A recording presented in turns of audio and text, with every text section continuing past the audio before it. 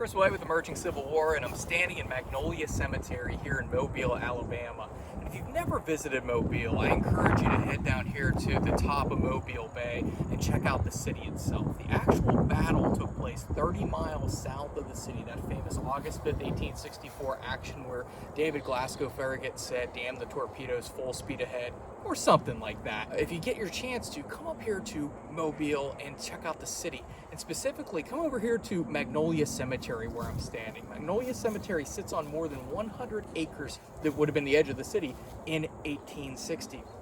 The cemetery is founded in 1836 and keeps growing and growing over time.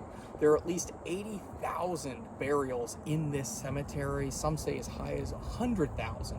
But this specific section we're standing in is to the Confederate rest. There are 1,100 Confederates buried here behind me here in this section of Magnolia Cemetery. And in fact, in the far back corner of where I'm standing is actually the grave of the most famous Confederate to be buried here, and that is Braxton Bragg. That general that so many people love to hate. Braxton Bragg comes here after the war, and he will pass away and be buried here in Magnolia Cemetery.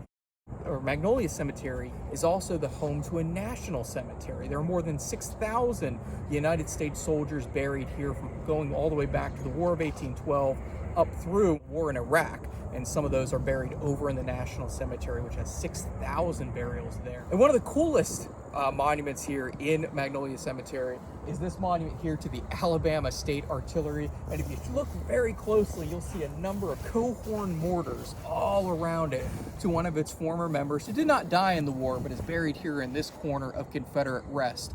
On the far side of Confederate rest, in the far corner, you'll have one of the members of the CSS Alabama, the famed Alabama. The Alabama will sink fighting the USS Kearsarge out off of the coast of France. One of those sailors is buried here. You also have a monument to the sailors of the Hunley.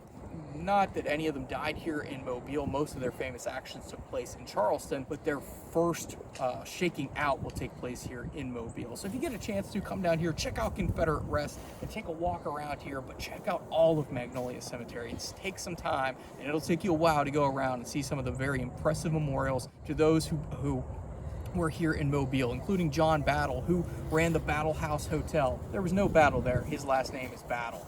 And then you'll also have some members of the Cowbellion and Raking Society, which is actually one of a carnival society down here who used to ring cowbells and drag rakes out. It's actually an idea that came out of Philadelphia, but is here in the heart of Mardi Gras at Mobile, some of those Cowbellions and Rakins. So check out Mobile Cemetery, check out some of the most famous people buried here, and check out Confederate Rest, as well as that National Cemetery, which is an annex of Magnolia Cemetery here in Mobile.